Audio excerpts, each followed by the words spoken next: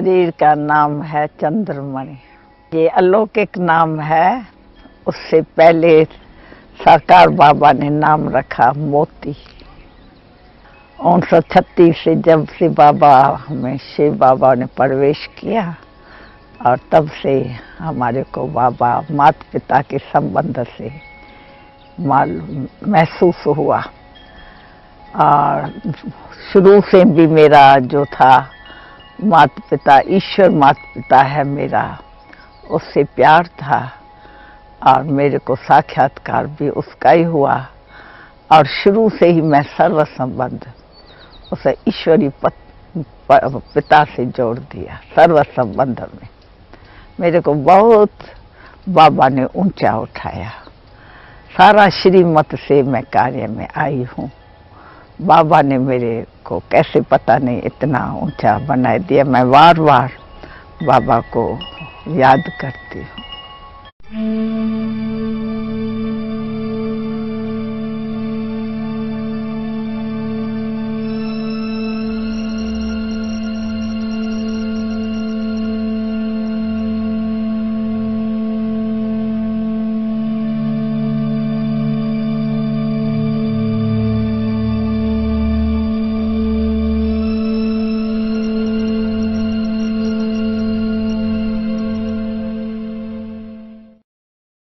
मेरा जन्म का नाम तो गंगा है। बाबा हमेशा हमको गंगे कहते थे और अव्यक्त नाम मेरा आत्मेंद्र है।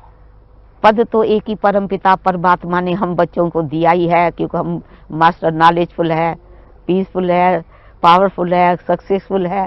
हाँ, बाकी ये है कि वर्तमान समय सेवा के निमित्त हम उत्तर प्रदेश के सेवाओं में तत्पर है और मेरा निवास स्थान कानपुर है। उस समय मेरी उम्र लगभग 12 साल की थी।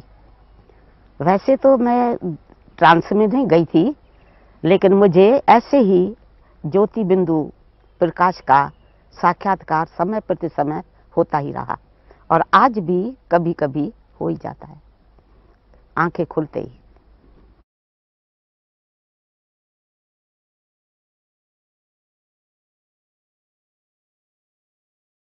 मेरा नाम बाबा का दिया हुआ प्यार का चंद्रास भाई है तो उसकी भी हिस्ट्री है, क्यों बाबा ने प्यार में खास ये नाम दिया। ऐसे लौकिक नाम मेरा माधव था। जब मैं छोटा था, स्कूल में पढ़ता था, उसी टाइम मेरी उम्र कोई 10-11 बरस की थी। तो बाबा मेरे बिल्कुल नजदीक में ही बाबा का घर था। तो मैं जब भी अपने नाना के घर आता जाता था तो बाबा के पास भी कभी कभी आना जाना होता था, या बाबा को आते जाते घूमते फिरते भी देखता था। क्योंकि बाबा जो, उससे मेरा थोड़ा लौकिक कनेक्शन भी था, संबंध था। मेरे वो मामा का कजिन लगते थे। मेरा मामा भी कृपालानी था, बाबा भी कृपालानी था और बाजू में ही रहते थे। तो मैं जब भी नाना ने घर आता था तो उनके पास आता जाता था। तो जब भी मैं स्कूल में पढ़ता था तो एक दिन मेरे को मेरी नानी ने बताया कि पिताश्री को साक्षात्कार हुए हैं और वो भगवान का साक्षात्कार करके बहुत सारा ज्ञान उनमें आ गया है और वो अभी आ रहे हैं। तो जब भी बाबा ने आके पहले शुरू में हैदराबाद सिंध में अपने अंकल के घर में सत्संग चालू किया, तो पहले तो बाबा थोड़ा गीता का 1-2 श्लोक सुना के फिर ओम की जो धुनी बाबा लगाता था, तो उसमें बहुत सारी माताएं कन्याएं ध्यान में चली जाती थी। तो उसकी बहुत सारी चर्चा चलने लगी। तो मेरी नानी ने भी मेरे को कहा चलो हम भी देखते हैं कैसे ध्यान में जाती है, क्योंकि भगवान का दर्शन करना तो बहुत बड़ी बात लगती थी। लेकिन वहां तो कहते थे जो जाते हैं उनको भगवान का, कृष्ण का और दर्शन होते हैं, देवी देवताओं का दर्शन होते हैं। तो ये बहुत सारा हैदराबाद शहर में, सारे शहर में ये चर्चा चली।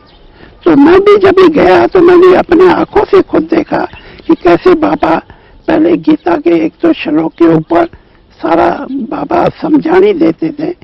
समझानी देके जब बाबा ने ओम की धुनी शुरू की तो बहुत सारी माताएं ध्यान में चली गई और वो कहने लगी कि विमान आए हैं, देवताएं आए हैं, श्री कृष्ण आया है, चलो चलो हम भी चले, स्वर्ग में चले।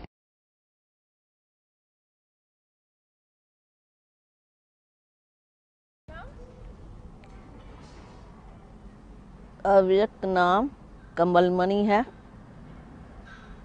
हम बचपन से 6 वर्ष के आयु से बाबा ने हम बच्चों को एक बोर्डिंग जिसका नाम ओम निवास रखा था, वहाँ पर हम आए और हमारे लौकिक में चाचा और चाची जी ने हमें बताया कि एक बोर्डिंग खुला है, उसी में आपको रहना है। तो हमें सुनने से ही बड़ी खुशी हुई और हम अपने भी खुशी से और माँ बाप के खुशी से ही हम वहाँ पर आए और हम 6 बहनें ही इकट्ठी वहाँ पर रही।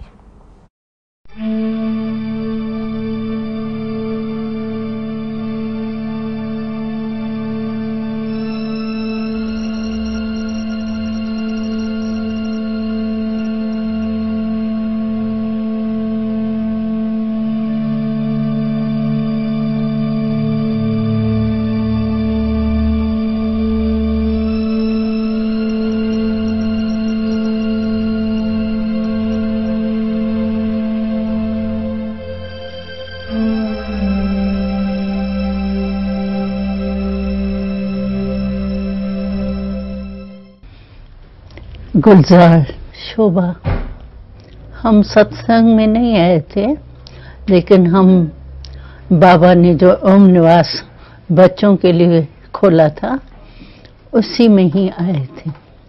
और वहाँ आ करके जो हम लोगों को मम्मा और बाबा का प्यार मिला, जो निस्वार्थ प्यार, वैसे तो माँ बाप का प्यार होता है बच्चों पे, लेकिन ये जो था वो निस्वार्थ प्यार, आत्मक प्यार, और बाबा की हम बच्चों के प्रति जो भावना रहती थी वो सदा ही रहती थी कि ये मेरे ठाकुर है, जीटीज हैं, रवाजी कुमारियाँ नहीं है लेकिन शक्तियाँ हैं।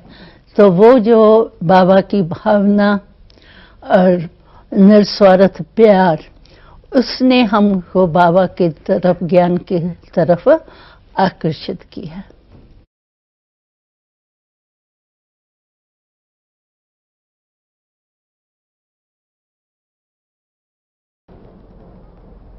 जब हम कराची में रहते थे तो 14 बरस वहाँ बाबा ने हमको सिर्फ तपस्या करने के लिए वहाँ रहाया था क्योंकि जब तक हम अपनी ऊंची जीवन न बनाएंगे तब तक दूसरों की सेवा करना मुश्किल होगा। इसलिए 14 बरस हमको योग वगैरह सिखा करके बाबा ने प्रवीण बना दिया। और उसके बाद जब हम भारत में आए, उस बीच में पाकिस्तान का पार्टीशन हो गया था, तो भारत में आने से ही हम माउंट आबू में रहने शुरू किया क्योंकि ये स्थान अच्छा लगा बाबा को। तो यहाँ पहले हम ब्रिज कोठी में, जो भरतपुर महाराजा की कोठी थी, उसमें आकर के रहने लगे।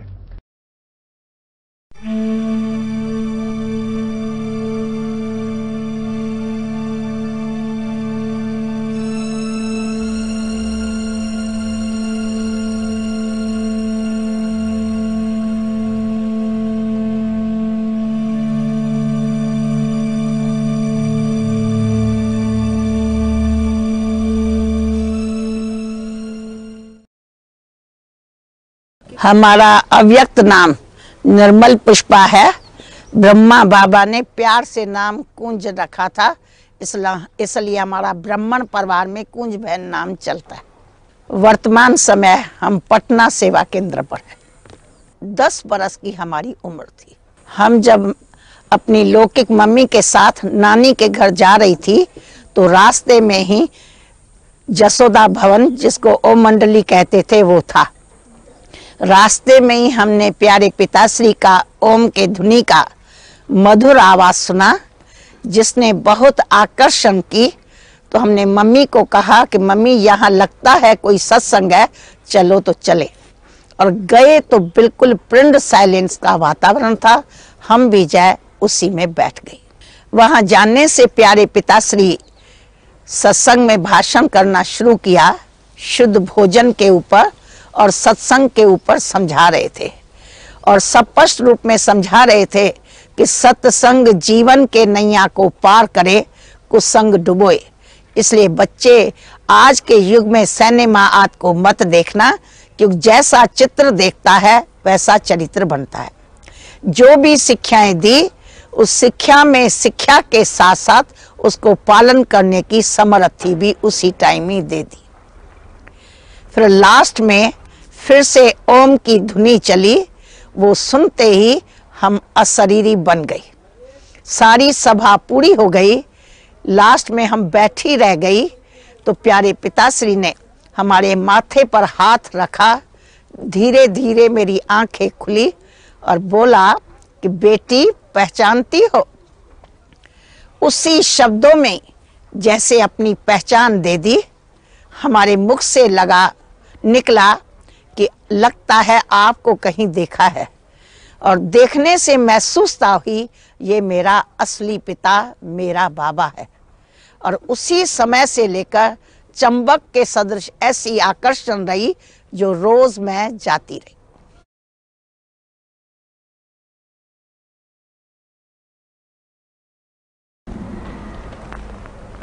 ओम शांति। हमारा जन्म हैदराबाद सिंध में हुआ। जिस समय मैं सत्संग में पहुंची तो उस समय बाबा सभा के अंदर बैठे थे और काला ब्लैक बोर्ड रखा हुआ था। वहां बाबा एक मनुष्य और एक आत्मा निकाल करके समझा रहा था कि तुम सभी आत्मा हो, ये शरीर नहीं हो। ये शरीर तो एक जड़ है, पर तुम चैतन आत्मा हो। तो जब मैं ये सुन रही थी तो मेरे अंदर ही अंदर जैसे महसूस हो रहा था कि सचमुच मैं आत्मा हूँ, और मेरे को बड़ी शांति मिल रही थी। ऐसे बाबा समझाते समझाते हमको एक टेलीफोन का मिसाल दिया। तो जैसे टेलीफोन जड़ है, जब तक चैतन उनके अंदर न बोले तब तक वो कुछ नहीं कर सकते। तो ये शरीर भी तुम्हारा एक टेलीफोन हो, तुम आत्मा हो, तो अपन को आत्मा समझ करके फिर बाबा ने हमको यही ज्ञान दिया कि आत्मा शांति स्वरूप है, आत्मा प्रेम स्वरूप है, आत्मा सुख स्वरूप है। ऐसे कहते जब 15 मिनट खंड बाबा ने सत्संग किया, और अंत में जब ओम की धुनी की तो हम सभी शांत में चले गए। हमको 15 मिनट बैठे थे तो हमको शरीर का कुछ पता ही नहीं रहा, और एकदम शांत में चले गए। जब अंत में उठे तो बाबा ने पूछा तुम कहाँ गए? तो हमने यही जवाब दिया, बाबा जो हमको चाह थी वो हमको राह मिल गई। हमको चाह यही थी कि हमको शांति मिले, वो हमको मिल गई। फिर उसी दिन से हमारा सारा परिवार उस सत्संग में आने लगा। दादी जी, आपका हमारे इस वीडियो स्टूडियो में स्वागत है। हमको बड़ी खुशी हुई कि आप हमारे स्टूडियो में पधारे। अब हम आपको कुछ ऐसे भाई बहनों के सामने रखना चाहते हैं जो कि बहुत विपदा है आपसे कुछ दो शब्द सुनने के लिए। तो उसके लिए कुछ हम आपसे प्रश्न पूछना चाहते हैं, जिसका जवाब हमारे प्यारे भाई बहन आपसे सुनेंगे। जरूर। तो दादी जी, हमारा पहला प्रश्न है कि जब आप इस ईश्वरीय विश्वविद्यालय के संपर्क में आए तो उस समय आपकी आयु क्या थी? मेरे ख्याल में मैं शायद 20-22 साल के अंदर होंगी, क्योंकि उसी टाइम पुराने ज़माने में तो जल्दी जल्दी आप जानते हो शादी करा देते थे। लेकिन जब बाबा में शिव बाबा आया तो भले हम घर से आती जाती थी, लेकिन जब बाबा में शिव बाबा आया और जैसे आते थे तो बाबा तो लाड प्यार से बच्चों को जैसे बाप खिलाता पिलाता है, लेकिन उसी टाइम बाबा दृष्टि देता था। ऐसे हमको अजीब सा लगता था, बाबा को क्या हो गया।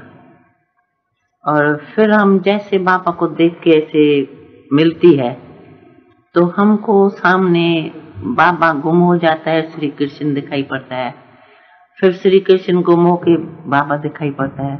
तो हमको तो इतना ज्ञान नहीं था, हम तो लौकिक में बाप समझती थी, लेकिन कृष्ण और बाबा जैसे मोनो एक्ट कोई हो, ऐसे देख के हमको बहुत विचित्र सा लगा। और हम पूछने लगे अपने माँ से, तो मैया बाबा को क्या हो गया, बाबा तो कृष्ण है। ऐसे बात करते फिर हम जैसे घर गई लौकिक में, तो मेरे को रात को साक्षात्कार होता है। सपना कहो या साक्षात्कार कहो, सपना ही कहेंगे अज्ञान में। तो हम सपने में देखती है बाबा हमको कहते हैं, तो बेटा, कभी बेटा कहे कभी बेटी, सावधान। हम आश्चर्य खाई, क्या बात है। बाबा कहते हैं, बच्ची अब तुमको ज्ञान सुना है और तुम शक्ति बनना है। ये बाबा तुम्हारा वो बाबा नहीं है, इस बाबा में परमात्मा ने आके इस संसार के कल्याण के लिए इसका पाठ रखा है, इसलिए बेटी सावधान हो जाओ।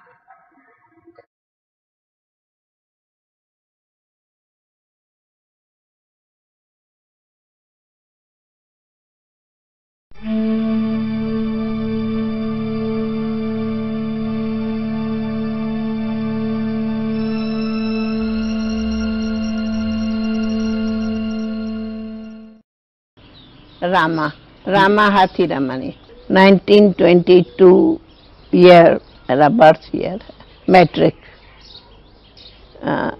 15 स्टार थी। ये तो एक बहुत बड़ी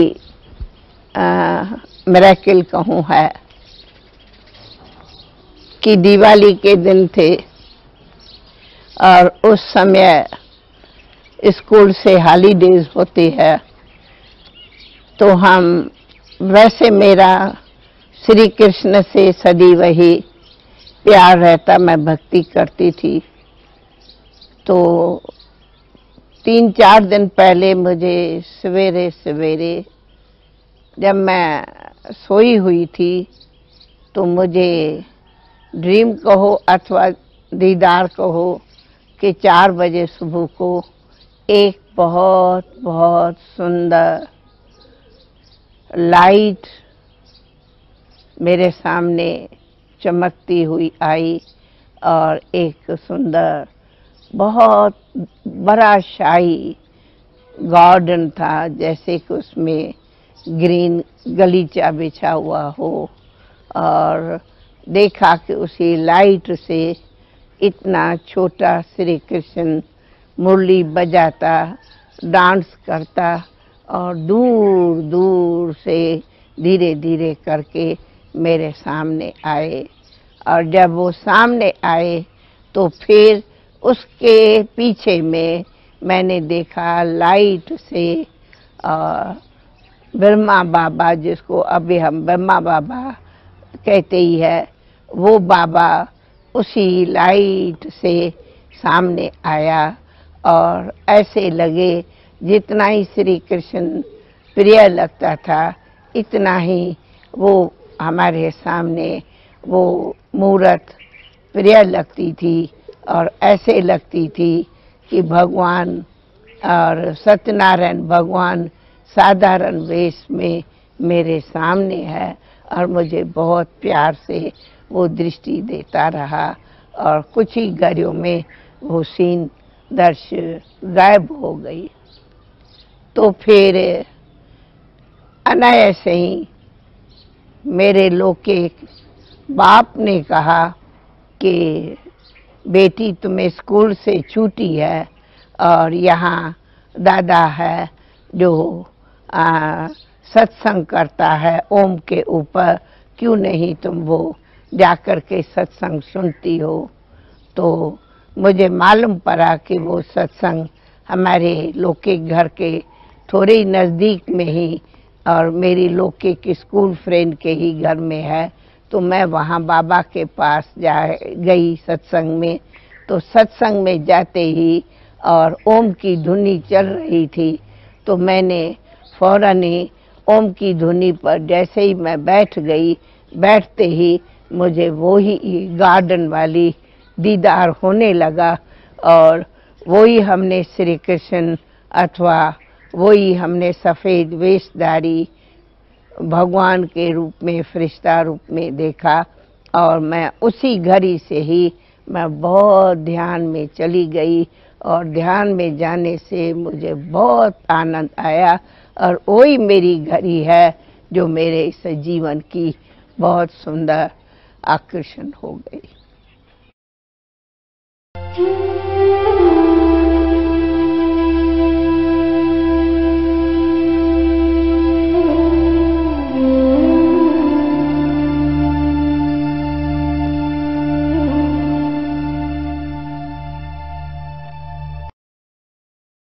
मेरा नाम ब्रह्मा कुमारी रतन मोहिनी। लौकिक में शरीर का नाम लक्ष्मी था और फिर बाबा का बनने के बाद बाबा ने नाम रतन मोहिनी रखा और अधिकतर रतन मोहिनी नाम से ही हमको जाना जाता है। और इस ज्ञान यज्ञ में शुरू से जब से इस यज्ञ की स्थापना हुई है तब से ही हम इस ज्ञान मार्ग में आए हुए हैं। वैसे तो बचपन से ही आए हैं और बचपन में हमारी लौकिक माता जी आती थी। जब उसके साथ एक बार सत्संग में आए और सत्संग में बैठने से जब वहाँ ओम की धुनी चल रही थी तो एकदम पीसफुल एटमॉस्फेयर के अंदर हम ऐसे शांत अवस्था में बैठ गई जो सत्संग पूरा भी हो गया लेकिन हमें पता नहीं चला। तो ऐसे 1-1.5 घंटा उसी अवस्था में बैठे रहे, जैसे कि अशरीरी अवस्था कही जाए, परंतु उसमें ऐसा नहीं कि मैंने कोई दृश्य देखा या क्या, लेकिन ऐसे शांत अवस्था में और एक बहुत मीठी शांति का अनुभव हो रहा था। भले ही बचपन अवस्था थी और ऐसा कोई जीवन में दुख नहीं था, वैसे भी लौकिक परिवार में अच्छे कुल में जन्म हुआ था और माता जी भी बहुत भक्ति करती थी श्री कृष्ण की और परिवार के अंदर भी भक्ति भाव था। हम भी छोटेपन में थोड़ी बहुत भक्ति तो करते ही थे, इसलिए जब आए सत्संग में तो बड़ा आनंद आने लगा। उस समय पिताश्री तो कश्मीर गए हुए थे और कुछ समय के बाद जब बाबा कश्मीर से आए और हम फिर आई थी तो बाबा को देखने से ऐसे लगा कि जैसे कि हम इसी परिवार की है और यही मेरा बाप है, जिस कारण जल्दी से जैसे कि उसी में लग गई। फिर भले हमको घर से पहले थोड़ी छुट्टी नहीं मिलती थी क्योंकि छोटेपन में पढ़ाई में इंटरेस्ट था और लौकिक परिवार के अंदर बच्चों में पढ़ाई में समझो अच्छा इंटरेस्ट रहा, तो उन्हों का विचार था कि ये अच्छी पढ़ाई करे, आगे बढ़े। परंतु मैं पढ़ाई में ना इंटरेस्ट रख करके, इसका मतलब ये नहीं पढ़ाई में इंटरेस्ट नहीं था, परंतु हमारा ये विचार रहा कि मुझे पढ़ाई करनी है तो भी इधर ही करनी है। और उस समय में बाबा ने भी एक बच्चों के लिए छोटा सा स्कूल शुरू किया था जिसके अंदर हिंदी और इंग्लिश सिखाई जाती थी और बाकी और कोई नॉलेज नहीं। ज्ञान के लेसन्स थे, ज्ञान का ही सब कुछ था, परंतु हिंदी राइटिंग पढ़ना करना वो इंग्लिश और हिंदी सिखाई जाती थी। तो हमें सहज हो गया कि ये भी स्कूल है, चलो उस स्कूल के बदले हम इस स्कूल में पढ़ेंगे। फिर इसी रीति से हमको जल्दी छुट्टी मिल गई और जब इस पढ़ाई में लगी तो पढ़ाई में तो इंटरेस्ट था ही, तो यहाँ भी जो पढ़ाई पढ़ती गई उसमें अच्छा इंटरेस्ट था। इसमें केवल 3 क्लासेस रखे गए थे, एक छोटे बच्चों का, दूसरा बीच वालों का और एक बड़े का। तो मुझे शुरू से ही बड़े क्लास में बिठाया गया क्योंकि पढ़ाई में रुचि भी थी और होशियार भी थी। उसी रीति से हम पढ़ाई के रीति से ज्ञान को अच्छी रीत समझती गई और जैसे जैसे हम बाबा का ज्ञान सुनती गई ऐसे लगता था कि ये कोई बहुत ऊंची नॉलेज है और ये नॉलेज सिवाय परमात्मा के कोई दे नहीं सकता है। बाबा भी जब हमारे सामने आते थे तो बाबा को हम साधारण रूप में नहीं देखते थे, अधिकतर बाबा हमको विष्णु के रूप में दिखाई पड़ते थे और ऐसे लगता था जैसे कि ये मेरा बाप ही है। इसलिए सहज ही जैसे कि वहाँ बुद्धि योग लग गया, एक तरफ पढ़ाई की रुचि और ज्ञान में अच्छा इंटरेस्ट, जो जो हम सुनते जाते थे जब तक उधर स्कूल से लेकर घर तक जाएं तो मन के अंदर वही चिंतन चलता था और उससे लगता था कि ये कोई जीवन बड़ी ऊंची है। थे छोटे बच्चे परंतु छोटेपन में ज्ञान के ऊंचाई के कारण ऐसे लगता था कि अपने को छोटेपन की भाषा नहीं आती थी। बाबा की ऊंची ऊंची बातें सुनकर के हमें ऐसे ही लगता था कि हम भी ऐसे ऊंची जीवन वाले हैं और ख्यालात के अंदर भी वो ऊंचाई रहती थी। इसी रीति से हम इस ज्ञान में आगे चलते गए। थोड़े ही समय में जब हैदराबाद से सभी कराची में गए तो हम भी कराची में गई और तब से लेकर के बाबा के साथ रहना हुआ और इसी पढ़ाई के अंदर अपनी पूरी जीवन व्यतीत की।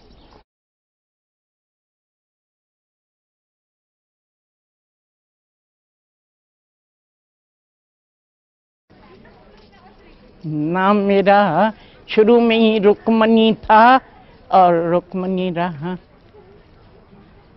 और अभी तक भी बाबा मेरे को रुक्मणी कहता था।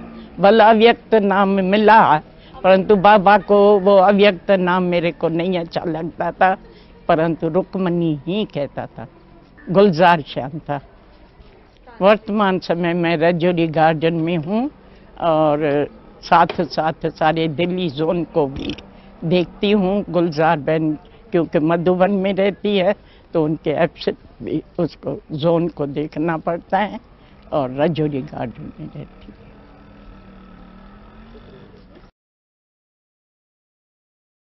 हम थे कराची में तो एक बार नया सही हैदराबाद में मेरा और फैमिली का जाना हुआ, कुछ मैरिज थी। तो जब वहाँ गए तो हैदराबाद में बहुत धूम मची हुई थी सत्संग की चर्चा। सारे हैदराबाद में ये सत्संग की चर्चा बहुत थी। हर एक कहता था ये सत्संग बड़ा अच्छा है, जो जाता है बड़ी शांति मिलती है, जो जाता है उनको साक्षात्कार होता है। तो एक बार चल के देखे तो सही। हमको कराची वाले कहते थे तो वो कहते थे कराची वाले आप आए हैं तो आप ज़रूर ये सत्संग एक बार देखो। तो मेरी मामी मेरे को लेके गई उस सत्संग में। तो पहले दिन मैं जब सत्संग में गई तो मैंने क्या देखा, इतना यानी पीस बाबा बैठा था और सत्संग लगा हुआ था। बाबा ओम की धुनी कह रहा था। तो केवल ओम की धुनी सुनते ही मैं शरीर से अशरीरी हो गई और मुझे कुछ पता ही नहीं लगा। सत्संग बाबा ने पीछे किया। सत्संग करने के बाद सारी सभा उठ करके चली गई और मैं वहाँ ही बैठी रही। तो जब मैं वहाँ ही बैठी रही तो हमारे जो साथ आए थे वो डर गए। तो इसको पता नहीं क्या हुआ है, पहले तो आती नहीं थी और अब उठती नहीं है। उन्होंने जाके बाबा को बताया, बाबा ये तो उठती नहीं है, इसको क्या हो गया है। तो बाबा मेरे सामने आया और बाबा ने मेरे सिर पर हाथ रख के कहा, बेटी बेटी बेटी। तो मैं वो आवाज़ ऐसे सुन रही थी जैसे कोई आकाश से आवाज़ आ रहा है। मैंने नहीं समझा मेरे सन्मुख कोई है। फिर बाबा ने मेरे को जोर से बुलाया और मेरी आंख खुली और यूं ही मुझे मेरी आंख खुली, मैंने न चाहते हुए न पहचानते हुए बाबा को कहा बाबा, तो बाबा ने कहा बेटी। बस उसी टाइम ही मेरा और उनका ऐसा वो संबंध हो गया, जैसे मैंने समझा कि मैंने अपना खोया बाप पाया है। क्योंकि मैं थोड़े समय पहले मेरा बाप ने शरीर छोड़ा था, तो मेरे आंसू नहीं ठहरते थे। जब किसी को मैं देखती थी अपने बाप के साथ, तो मैं वो सहन नहीं कर सकती थी। मेरा बाप कहाँ, मैं अपने बाप से तो कैसे जाएंगी। कोई मुझे कहता था चलो कोई फंक्शन है, कोई इधर घूमने चलो, मैं कहती थी जब मेरा बाप आएगा मैं अपने बाप के साथ जाऊंगी। तो बाबा ने फिर मुझे दूसरे दिन के लिए निमंत्रण दिया, तो कल सुबह 10 बजे आना, मेरे साथ आके ब्रेकफास्ट करना। वो ब्रेकफास्ट जैसे का अभी तक भी मेरे मुख में है, और मुझे बाप का संबंध जैसे कि मिल गया, और मैं ये फील करती थी। तो जो बाप मेरा गया था वो बाप मेरे को मिल गया। और उसी दिन बाबा ने मेरे को ब्रेकफास्ट के बाद बैठ के ज्ञान समझाया। बाबा ने डायरेक्ट, बाबा के पास एक गोल सा बड़ा चित्र बना हुआ था, शीशे पर पेंट, बहुत सुंदर था। वो ऐसा सुंदर अट्रैक्टिव लगता था वो चित्र, गोल शीशा था, उस पर बाबा ने 3 लोक बनाया था।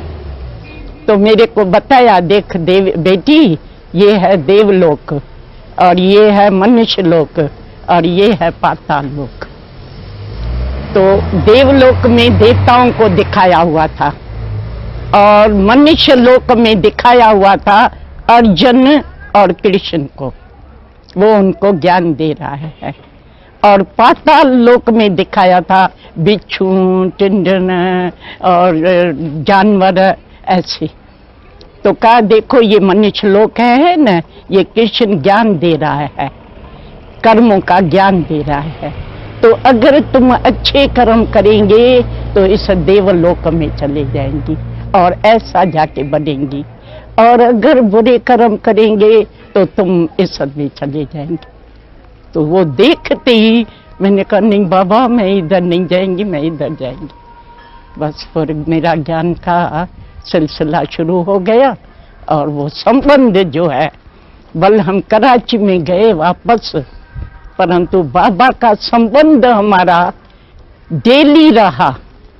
बाबा का पत्र रोज आता था, जो बाबा नए गीत बनाते थे, जो बाबा वहाँ बताते थे, वो वानियाँ, उस दिनों में वानियाँ कहते थे, मुरलियाँ भी कहते हैं। तो वो मुरलियाँ, गीत और बाबा का पत्र रोज पोस्ट में आता।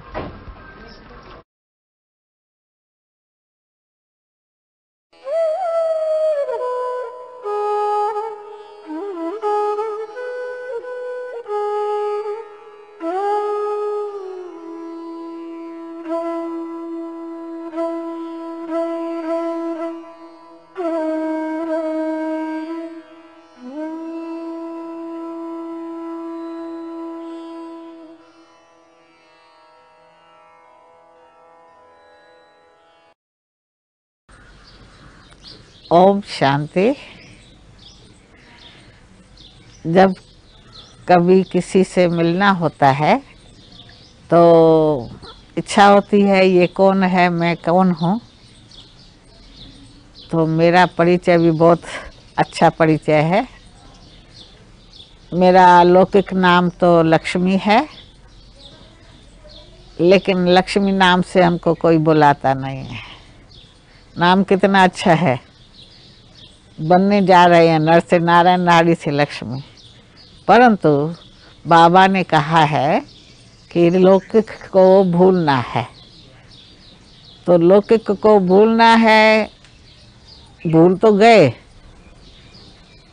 उसमें भी जब ये हम लोग ओमनास में आए तो 4-5 लक्ष्मियाँ थी। 4-5 लक्ष्मियाँ, एक लक्ष्मी को बुलाएंगे तो सब आ जाएंगे। इसलिए उस टाइम हम ध्यान दीदार में बहुत जाते थे। तो कौन लक्ष्मी संदेशी लक्ष्मी को बुलाओ, तो संदेशी लक्ष्मी हाजिर हो गई।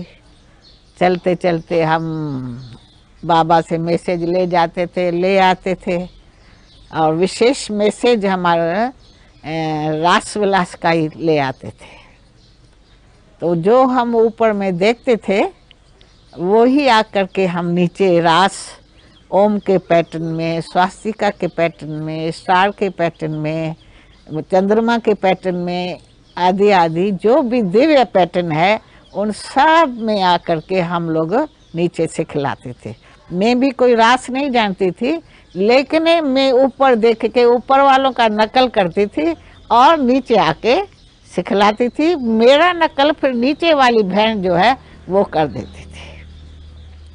तो हम वो दो बहनें, वो बहनें यहाँ थी लेकिन शरीर से चली गई है, और सब 20 दादियों को जो अभी दादियाँ कहलाती है उन सब को खड़ा करके और हम लोग सिखलाते थे।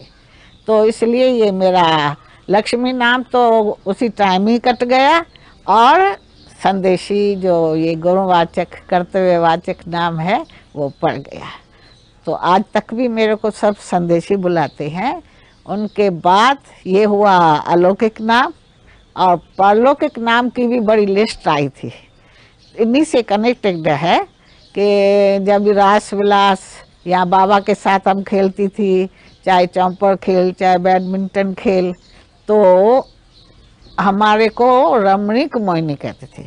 मम्मा भी जब मिलती थी तो गैलरी में खड़ी हो जाती थी। तो हम लोग कुछ बहनें ऐसे रमणीकता से मम्मा से सवाल करते थे, सब हंसते थे, करते थे। तो टोटली नाम मेरा आया ऊपर से। ये वो लिस्ट हम नहीं ले आई है, दूसरी बहन ले आई थी, तो उसमें मेरा नाम पड़ गया रमणीक मोहिनी। परंतु वो भी कोई बुलाता नहीं है, क्योंकि वो रास विलास ये खेल कूद सब हमारा, अभी हम लोग योग के ओर जा रहे हैं तो वो सब नहीं होता है। इसलिए रमणीक मोहिनी मेरा तीसरा नाम परलौकिक नाम है। मेरा चौथा नाम स्पेशल नाम है, जो सिर्फ साकार बाप दादा ही मुझे बोलते थे, या बहुत करके पत्र में लिखते थे। तो पत्र में बाबा साकार नाम में बाबा लिखता था, मीठे मीठे नूर रतन विंद्र बाला। विंद्र बाला का भी अर्थ है जो किसी को बहलाए। तो बाबा के साथ तो 400 आत्माओं में, बहनों में एक मैं ही थी जो बाबा के साथ चौंपर खेला खेलती थी। तो इसलिए बाबा नाम हमेशा विंद्र बाला ही करके लिखते थे, बुलाते थे। तो ये मेरा स्पेशल नाम है, वो किसी को पता भी नहीं है, बोलने भी नहीं आते। जो हमारी बहनें पुरानी है वो सब जानती है।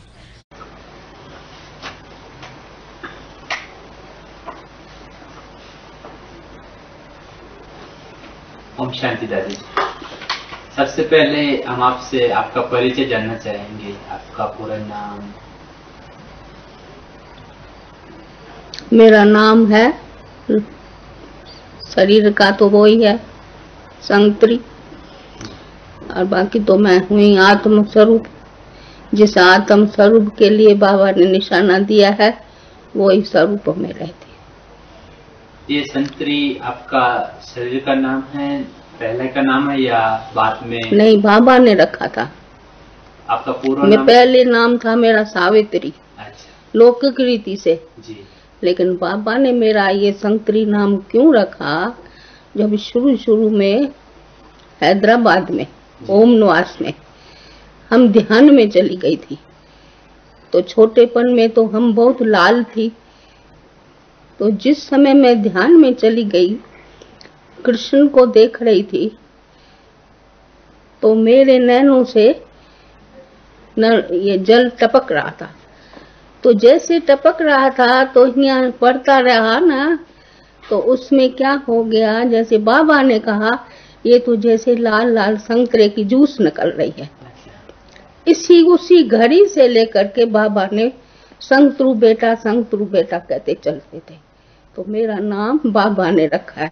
भले अव्यक्त रीति से कईयों का नाम आया, मेरा भी नाम आया, लेकिन उसी नाम से मेरे को कोई नहीं जानते। यही बाबा का दिया हुआ नाम जो है ना, उसी पर ही मेरा सब जानते हैं। वैसे वह नाम क्या था जो एक बाप दादा ने? बाप दादा ने तो निर्मल इंदिरा रखा था, लेकिन वो किसी को मालूम भी नहीं है, जैसे याद ही नहीं है, मेरे को भी याद नहीं है इतना। इस विद्यालय में आने से पूर्व भी आपका कोई बाबा से संबंध था? हाँ, लौकिक रीति से। लौकिक रीति से बाबा ने, जैसे मेरा ससुर, तो बाबा का जो बड़ा भाई था वो तो पहले ही शरीर छोड़ दिया था, तो उसकी जो युगल थी बड़ी, सबको सब भाई उनको ही मानते थे जैसे घर की बड़ी है। तो मैं तो उसकी बच्ची थी, विश्व किशोर उनका बच्चा था, लेकिन 15 बरस से बाबा के साथ रहा, पालना उसने की। जहाँ जाता था कलकत्ते में ही रहता था। तो मैं जब बाबा के घर में आई तो बाबा के संग रही, वहां रही नहीं, हैदराबाद सिंध में रही नहीं। कब कब जाती थी, उनके साथ नहीं रही, बाकी रही कलकत्ते में। यही जो पुराना घर है अभी तक है, गद्दी नीचे थी, घर ऊपर था, दुकान था तभी में। तो मैं तो उसी समय बाबा के पास ही आई, उसी तो मेरे को ऐसे ही समझते हैं। तो विश्व किशोर जी हाँ बाबा की जैसे, तो मैं उसी रीति से ही चल पड़ी। देखते हुए भी, मैं छोटी थी ना, तो बाबा मेरे को बच्ची समझ करके चलता था। तो जैसे बहू होती है, बहू नहीं समझा, क्योंकि बहू तो दूसरे के अदब से घूंघट ढके ये करे नहीं। मेरे का तो ये जो पहनते थे ना चुनरी, वो भी उतार देते थे बाबा। कहते ये क्यों बंधन रखा है इसको, ये तो छोटी है। जैसे पुट्टू थी उसी तो मैं छोटी 6 बरस की का, जैसे ये वैसे मैं, जैसे निर्मल शांता वैसे ये। तो ये तो बाप को छोड़ के ये बच्ची हमारी हो गई ना। तो बाबा ने मेरी पालना ऐसे की और मैं भी इसी रीति से चली बाबा के साथ में। तो मेरे को कोई बंधन नहीं, छोड़ने की कोई बात नहीं रही। भक्ति तो बहुत थी, अब भक्ति में ही रहते थे। बाबा अमृत वेले सुबह में 4 बजे पहले से ही होते थे, बैठ चले जाते थे हाकी लेकर के घूमने। तो हम लोग को बोलते थे गीत जरूर, मेरे छोटी थी तो मेरे को सब सिखाएगा ना, बोला तुम सुबह में गीत गाओ। तो बाबा जसोदा मैया जो होती थी वो तो अपना मालाएं फेरती थी 3 बजे उठ करके अलग, और मैं बाबा के पास चली जाती थी। पुट्टू होती थी, ये सब बैठ जाते थे एक ही खटिया पर।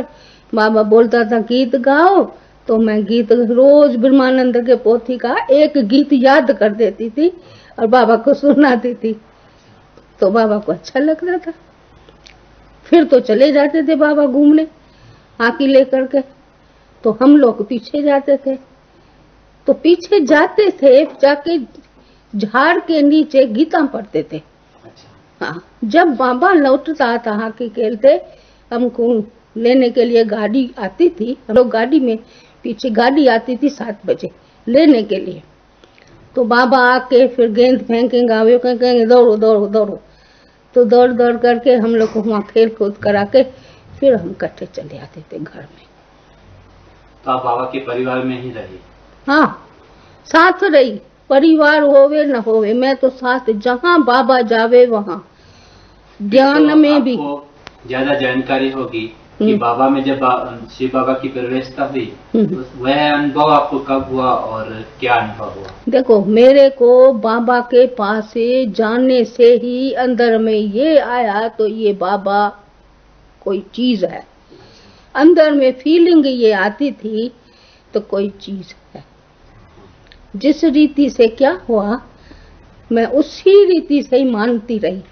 ईश्वर कोई ज्योति स्वरूप होता है, ये होता है नहीं, भगवान है। मंदिर था, पूजा पचटा भी करती थी, बहुत युक्ति से होती थी। टाइम पे टाइम, जैसे जसोदा मैया करती थी वैसे हम लोग का टाइम, कहाँ हम नहीं जाते, धीरे बोलो ये बोलो सब कुछ चलता रहा। तो बड़ा तो उसी घड़ी से लेकर के समझ में आया ये कोई चीज है, दर्शन की कोई बात नहीं। दर्शन तो पीछे हुआ, जब ज्ञान में आए और ध्यान में गए तभी। बाकी फीलिंग जो आती थी वो आती थी, जो बाबा बोले वो राइट, तो राइट समझ करके कदम कदम चलती थी। भले मैं कितनी भी छोटी थी, 15 बरस की आई थी, 16 में पाँव पड़ा था, 100 में 16 बरस की, देखने में भी छोटी थी। तो मेरे कोई होता था तो मैं बाबा से सेवा करूं, यानी जो कुछ है बाबा बोले, मैं बिगड़ पूछे तो बाबा आता था, स्नान पानी करते थे, मैं खाना खाते थे तो मैं आगे खड़ी हो जाती थी, और खाना तो नौकर लोग बनाते थे, ले आते थे। जाने के समय जब जाता था तो बाबा घर में तो चकड़ी पहनता था, जाने के समय नीचे 11 बजे जब जाता था नीचे पेटी पर, तभी वो जूता पहन के, उसी समय मैं इलायची खाने के बाद ऐसे इलायची करके हाथ में देती थी, वो खा के चला जाता। तो इसी बीच में हमारी तबीयत खराब हो गई, एपेंडिसाइट का दर्द पड़ गया। तो जब दर्द पड़ा तो बाबा ने देखा इसको दर्द है। फिर एक दिन क्या, डॉक्टर लोग आते थे, इंजेक्शन लगाते, तो विश्व किशोर तो बाबा के संग संग रहता था और दुकान चलाता था, वो पेटी होती थी बाबा की। तो बाबा जब पेटी में बैठते 5 बजे निकल जाते थे, दरवान लोग खड़े होते थे, वो आपे ही तिजोरी बंद करेगा, कुछ भी करेगा, ऐसे छोड़ के 5 बजेगा हाकी लेकर के मैच पर चले जाते थे। बाबा को मैच का शौक था तो मैच पर चले जाते थे। 7 बजे आता था दुकान में, दुकान से होकर के मार्केट से सभी से मिलजुल के फिर घर में आ जाता था। 7 बजे हमारी आरती होती थी मंदिर में, जो मंदिर बना हुआ था, आरती करते थे, हम सब पहुंच जाते थे। तो वहाँ पूजा पष्ठा करते थे, मैंने आरती। तो इसी रीति से बाबा को मानती थी अंदर में, पर किसी को बोला नहीं किसी। और मेरे खटिया के आगे बाबा का चित्र लगा रहता था, विश्व किशोर के आगे कृष्ण का, एक कृष्ण का बहुत अच्छा चित्र था, उनको पसंद आता था, वहाँ रखा रहता था। सवेरे उठ करके पहले तो बाबा की सूरत देखो, तो उसमें फीलिंग आती थी क्या चीज है मेरे को मिल रही है अंदर, जिस चीज को मैं पकड़ती रही और वो मानती रही अंदर से। बाकी बोला किसको नहीं, सुनाया नहीं, मैं आज ही निकाल रही हूँ, आज ही मैं मुख से निकाल रही हूँ। तो ये मेरे को अनुभव है, जिस अनुभव के कारण कोई भी दुख की प्राप्ति नहीं हुई। इतना दर्द होते भी मैं सिर्फ याद करती थी ना, बाबा को देखती थी, भले इंजेक्शन लगा के जावे, रड़ियां करती रही, कुछ भी करे, आवाज तो होता है ना। इंजेक्शन डॉक्टर लगा के जाएगा, नर्स लगा के जाएंगी, तो मैं तो सो ही रहेंगी दर्द के कारण, लेकिन याद करती थी तो ये तो दर्द नहीं होता था।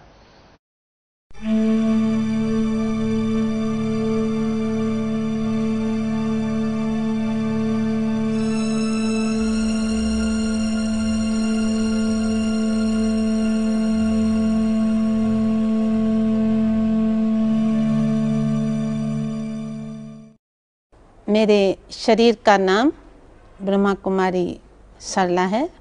वर्तमान समय बेंगलोर में कुमारा पार्क सेवा केंद्र में ईश्वरी सेवाएं कर रही हूँ। बचपन में जब मेरी स्कूल लाइफ थी, उस समय हमारी लौकिक बहन कला, जो 1936 में ओम मंडली में जाया करती थी, और 1937 में दीपावली के दिनों में मैं अपने लौकिक बहन के घर में आई, और उसी बहन के द्वारा हमको मालूम पड़ा तो वो एक ऐसा सुंदर स्थान है जहाँ पर श्री कृष्ण का साक्षात्कार होता है। और दीपावली के दिनों में ही मुझे जब वो लौकिक बहन ओम मंडली के स्थान पर लेके गई, तो उस स्थान पर मैं जब बैठी तो बाबा जब गद्दी पर आकर के बैठे तो बाबा के ब्रुकुटी में एक हमको वाइट दिव्य ज्योति का साक्षात्कार हुआ और उसके बाद ही उस दिव्य ज्योति से ही हमको एक माँ का अनुभव हुआ। और जब वो मुझे माँ मिल गई तो उस माँ के साक्षात्कार होने के बाद जब मैं उठी तो मुझे ऐसा अपने आप से अनुभव हो रहा था कि जैसे मुझे आज कोई नया जन्म मिला है। और मैं समझती हूँ उस अलौकिक दिव्य जन्म के बाद आज भी मुझे वही स्मृति है कि मैं उस अलौकिक माँ के गोदी में अलौकिक दिव्य जन्म ले चुकी हूँ। वैसे तो ओम मंडली के संबंध में नज़दीक घर होने के कारण से कहीं व्यक्तियों की भ्रांतियाँ जो हम सुनते आते थे, लेकिन मेरा पहला ही बार ओम मंडली में आना और एक हमारी जीवन को उस प्रभु ने एक अलौकिक ही बना दिया, जिससे आज मेरी ये जीवन धन्य हो गई।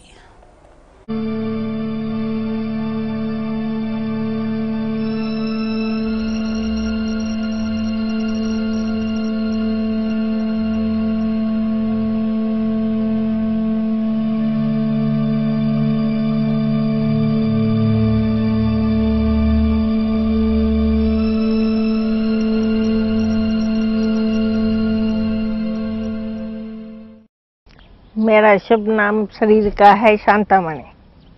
लौकिक नाम लीला है और अलौकिक नाम शांतामणि है और प्यारे बाप दादा ने हमारा नाम सचली कोडी रखा।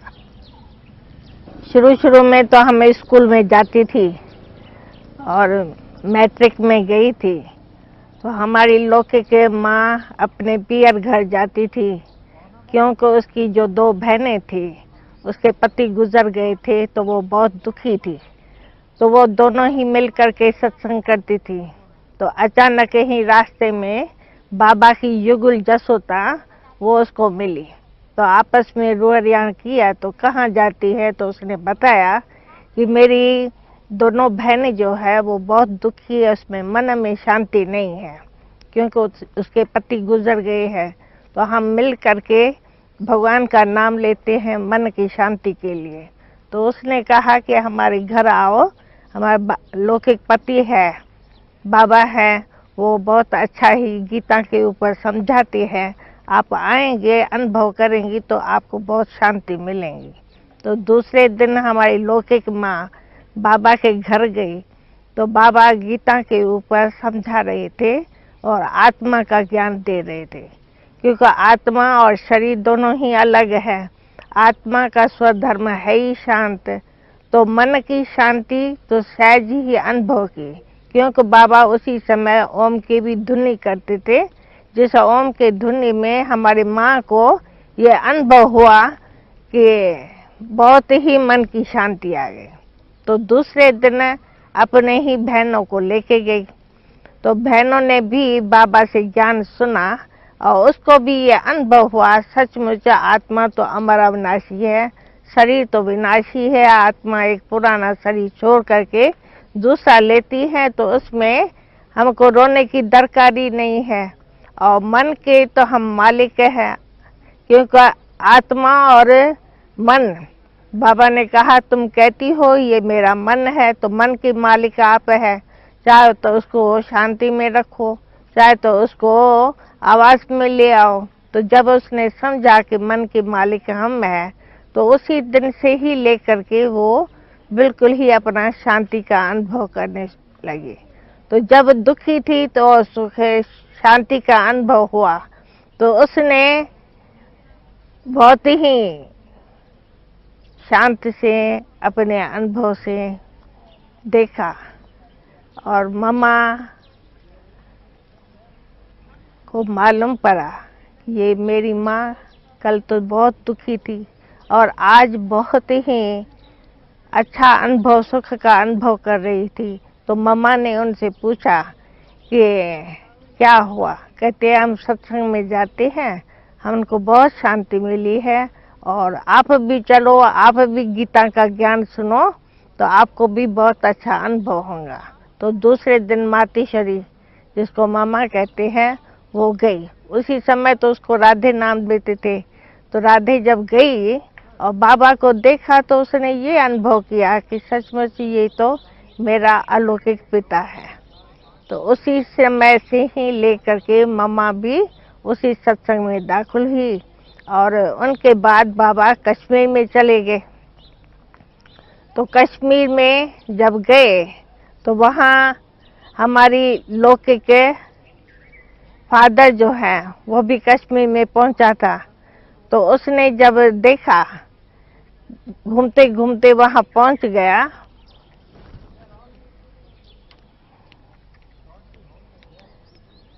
तो बाबा की लौकिक बेटी निर्मल शांता, जो उस समय पालू कहलाती थी, वो वहाँ पहुँच गई थी। तो वो कंपाउंड में घूम रही थी। तो हमारे फादर ने उनसे पूछा कि पहलगाम का रास्ता कहाँ जाता है। तो उसने कहा मुझे तो वो पता नहीं है पहलगाम का रास्ता कहाँ जाता है, परंतु परम धाम का मुझे मालूम है। तो उसने समझा कि परम धाम का भी कोई स्थान है, आश्रम है, वो भी देखने योग्य है। तो उसने एड्रेस मांगी। उसने कहा चलो अंदर बैठो कुटिया में, तो हम आपको एड्रेस दे दें।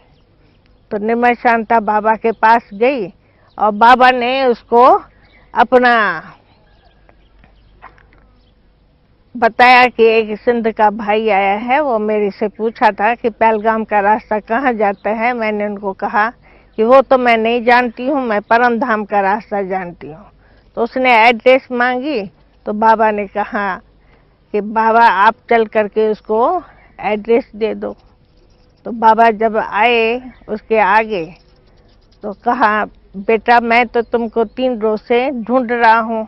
और सचमुच उसको कश्मीर में आए 3 रोज हुआ था। तो उसने कहा एक तो बेटा कहने वाला कौन, और एक ये कहते हैं कि 3 रोज से ढूंढ रहा हूँ, मैं तो सचमुच यहाँ 3 रोज से हूँ। तो ये तो कोई यही शक्ति है, जानी जाननहार है। तो कहा बेटा तुमको परम धाम की एड्रेस चाहिए। उसने कहा हाँ। तो जैसे ही बाबा उसके नज़रों में देखा तो बस नज़र से न्याल हो गया, वो एकदम ट्रांस में चला गया। तो उसने सचमुच परम धाम का साक्षात्कार किया और उसी नशे में वो 1 घंटा उसी अवस्था में रहा।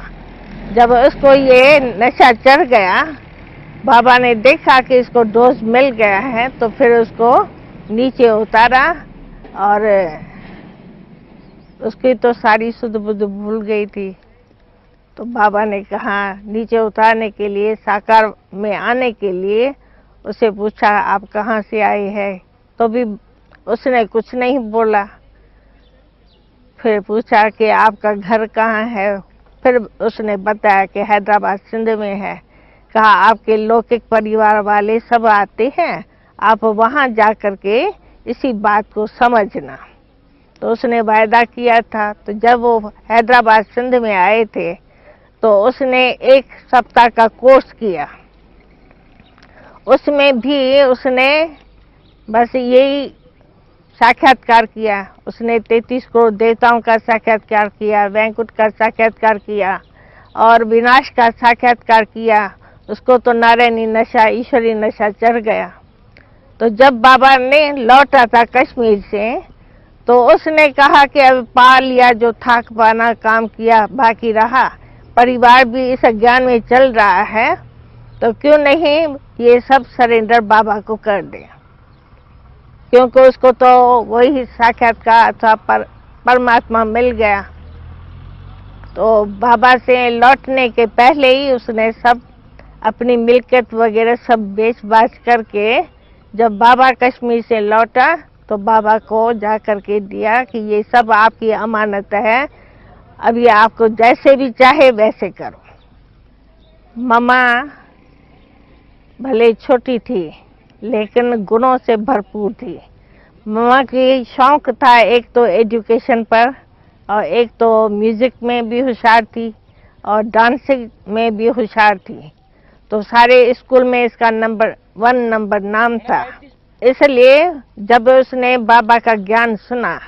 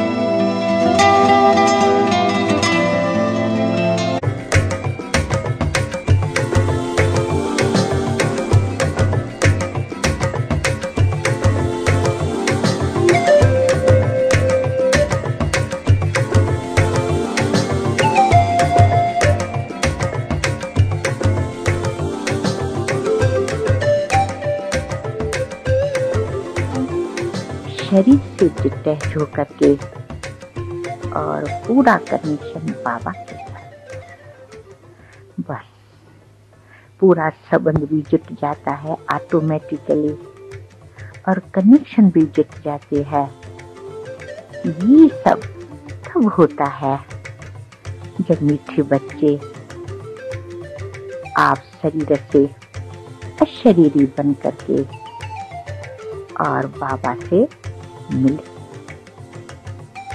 तो उसी समय का जो मिलना है वो सारे दिन में बहुत मदद करता है, लेकिन न सिर्फ नियम पूर्वक मिलना है, लेकिन बिल्कुल ही जैसे उस अवस्था में ठहर करके, यानी शरीर से अशरीर।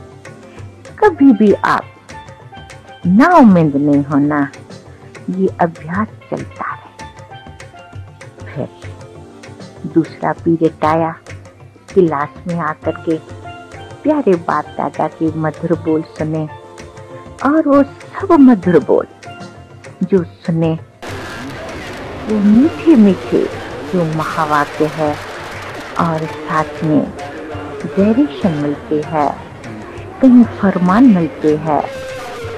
एक ही मुरली से कई प्रकार का हम बच्चों को डायरेक्शन मिलते हैं, तो हर एक शब्द को प्रैक्टिकल श्रीमत समझ करके पालन करेंगे तो सारा ही दिन जैसे कर्म योग का पाठ बहुत ही अच्छा लगता है।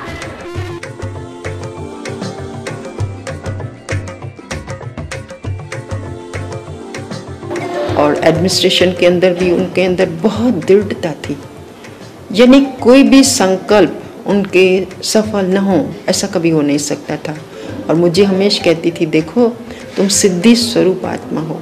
जब मैं आती थी तो मैं उन्हें बता देती थी कि मुझे क्या क्या करना है, और जाते समय मुझे कहती थी अपना चार्ट ले आओ, दिखाओ मुझे।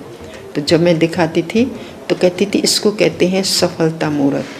तुम जो भी संकल्प करके आती हो मधुबन, वो पूरा होने के बिना तुम नहीं जा सकती हो।